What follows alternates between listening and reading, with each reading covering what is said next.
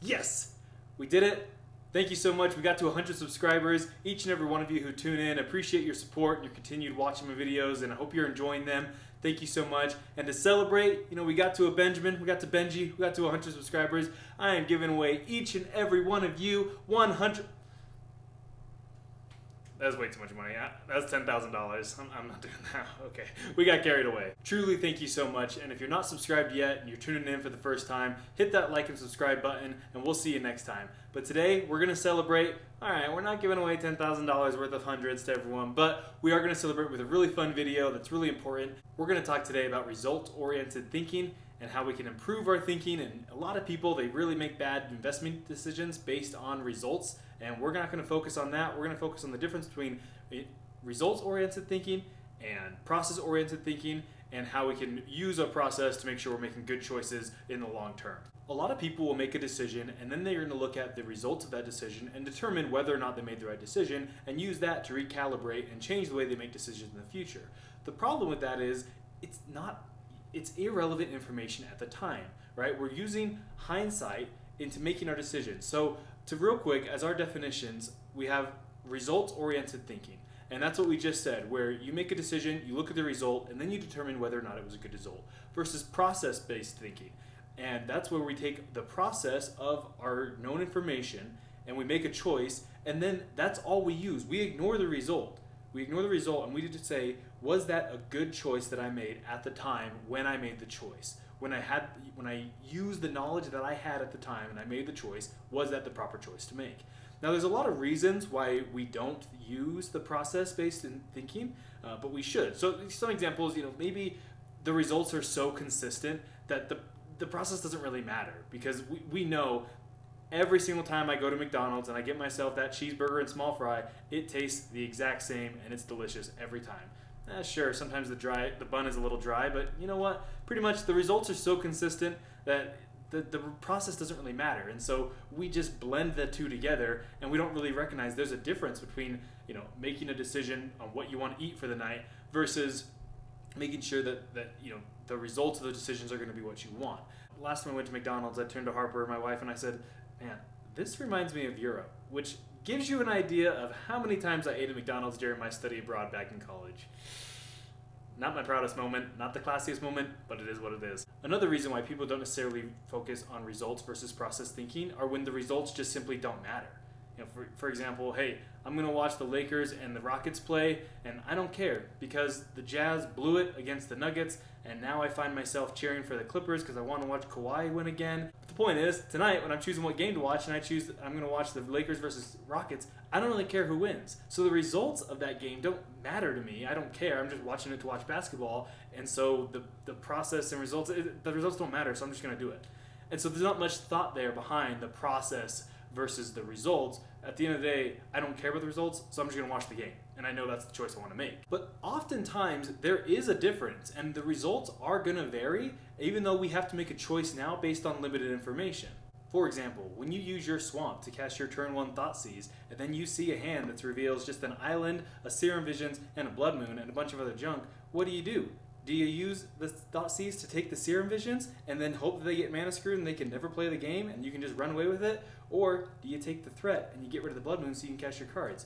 You don't know, but you got to make your choice now. You don't know what the top of their deck has, but you got to make your choice anyway and live with the result. Or, for those of you who don't know what I'm talking about and you want a better example that's more universally applicable, why don't we look to poker?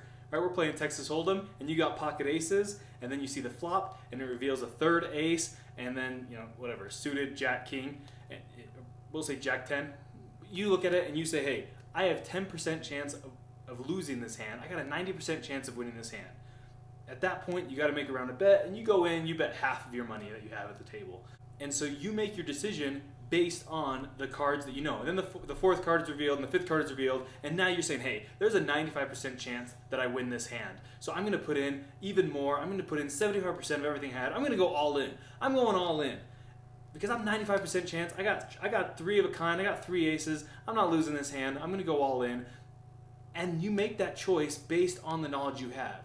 Now, regardless of whether or not you win that hand, and your opponent reveals their hand, and you see that they have a full house, whatever, regardless, you need to make your decision and then live with it.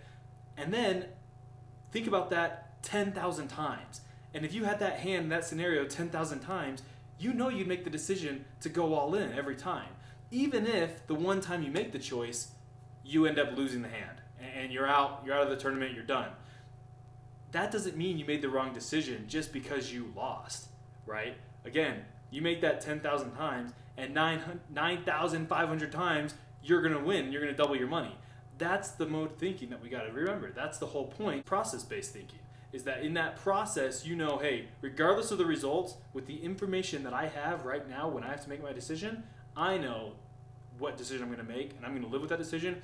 And given the same scenario again, I'm going to make the same choice every time. Because the results don't matter. The results are irrelevant. You can't make the choice based on the results. You don't know what they are yet. You can only make them with the information you have at time. And that's the one mode of thinking that we got to get used to if we want to be able to invest wisely. When it comes to investments and our decision making, again, we have to make our decision based on the information we have. And I hate to break it to you, but we can't tell the future, right? Ask everyone who was panicking Q1 of 2020 and saying the world is going to end and we're all going to turn into a zombie apocalypse and gold is the only thing that matters. Everyone go, look at the stock market, all-time high, right? No one predicted that. And just because you can't predict it, the future, it doesn't mean you can't make decisions right now, but you can only make them based on the information that you have. Now, a lot of people, they buy a stock and then they watch the price every day or every hour and they cause themselves to have a heart attack and stress levels and a heart condition because they're so worried about the price of that stock, and then they see the stock go up and hey, they're relaxed. They feel like a hero. Their stock went up 10% in a week. Whew. Or it crushed. It went all the way down. It went down 20%. They made a horrible decision. Their life is ruined. They panic and they sell and they lock in their losses. The question is, why did you buy that stock in the first place? I don't care where it goes in the next week or 2 weeks. First of all, if you're buying stocks, you should be looking at the very long term, not short term market noise. But regardless, why did you choose that stock? Did you choose it because you saw a YouTuber talk about it? Or because you read an article? Or because you like their products? Or did you buy that stock based on due diligence? Did you do your research? Did you understand what this company represents and you see the future growth of this company being positive and you think that currently they're undervalued, and so for that reason you decided to buy stock? That's when the choice matters, right? That's the only thing that matters. Why did you choose that stock in the first place? Because you know what? Some are going to go up and some are going to go down, and that doesn't mean you've made the bad choice. And even if you do look long term, right? Obviously, ignoring market noise is really important when you're in the markets, when you're in especially the equity markets. But when you're looking long term, and then you see, man, I chose this stock, and 10 years later, it's worth less, and it's just been a steady decline. Yeah, sure, little ups and downs here and there, but it's just been a steady decline all the way down for 10 years. And this company's not going anywhere soon. All right, they're being left behind, and they're not pivoting, they're not adapting, they're not moving, and they're just being left in the dust. They're Blockbuster. They're gone, That doesn't necessarily mean you made a bad choice. Now, if you put all your eggs in one basket, you didn't diversify, you didn't hedge your risk, yeah, that was maybe a foolish decision. But if you made your decision on your investment based on sound due diligence and sound research, and you were very confident in your understanding of this company and the management, and you read their quarterly earnings reports for years, and you dove into their statements, and you read all the footnotes, and you really, really did your diligence, and you know that you are confident in your research, well, then you should keep doing that. Because if you bought 10 stocks, and some of them went down, but 10 years later, 8 of them went up, that's going to happen, right? We have some of the best companies in the world. People, I'm not talking about day traders, people who like to be on the news. I mean private equity firms who have boring names, you don't know who they are, and they're just a bunch of nerds who work in a dark room somewhere.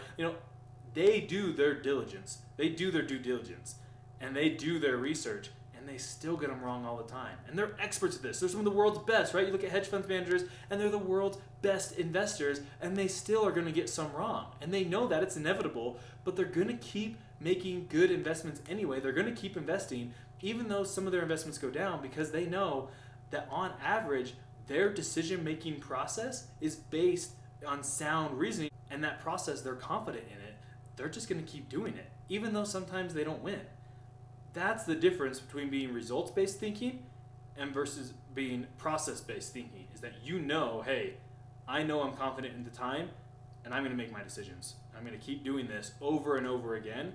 And sure, I'll improve and I'll pivot and I'll get better, but you know that your process is sound.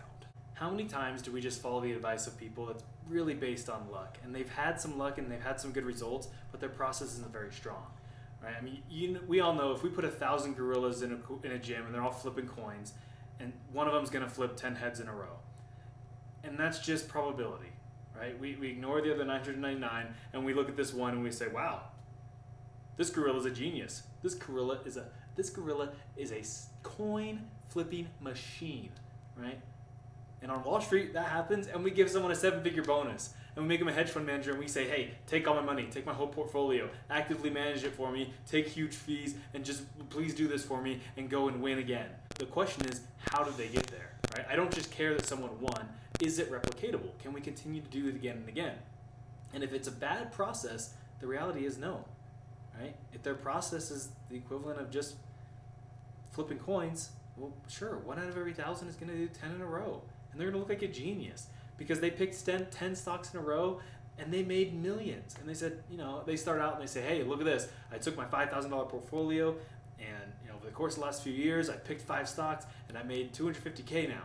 All right, sweet. Wow, it's incredible. Oh my gosh. And they do it again and they do it for another 5 and they got really lucky, but they just got lucky. They were making their decisions on a bad process, right? They watched a few news articles, they read a few papers, they looked at their PE ratio and they said, all right, I'll buy. That's not due diligence, right? Are they doing their actual research? And that's what matters. When we're making our investments, we're making our choices, what is our process? Are we doing our due diligence? Are we researching this company inside and out? Do we know everything about management? Do we know what the CEO's favorite kind of fish is? No. If you don't, all right, you don't know enough about the company. Obviously, I'm kidding, but you know what I mean, right? Like, you got to understand, why does management make the decisions they make? Do we understand management philosophies? Do we understand the values of the company? Have we looked at their quarterly earnings statements for 5 years or 10 years? Have we read the footnotes of their reports? Do we understand what accounting practices are taking place? What exceptions they have? Do we understand this company? And if not, you don't have enough information to choose that company and to go all in and to make it a big part of your portfolio and have a big stake in it. All right? You might do that and you might succeed, but that doesn't mean it was a good choice, because you can't do it time and time again and win often, right? Again, we know you're not actually going to get 10 in a row, but all right, you get 9 out of 10. We call that person a genius too. We focused on the one who got all 10, but the people who got 9 out of 10, those gorillas, they were good at 2, right? But are they going to get 900 out of 1,000, right? That's the question. Is their process sound? And do they make decisions not based on hindsight, not based on what the results are, but when we look at their actual decision, do they make good decisions with a good process? And that's what we got to ask ourselves as well, not just, who's managing our money, right? Because hopefully we're not paying people for actively managed funds. We know that's not the best idea and they're going to be eaten alive in fees. But for ourselves, as we're making our decisions in life and we're making our investment decisions or whatever decision you're making in life, is that a good decision based on the actual process, not just based on an anecdote of a result, right? So hopefully this video challenges your thinking, it changes the way that you look at your life, and you can reflect and say, hey, do I make good choices based on the information known at hand? And if so, I'll keep making those choices. And yeah, some of them aren't going to work out, but a lot of them are.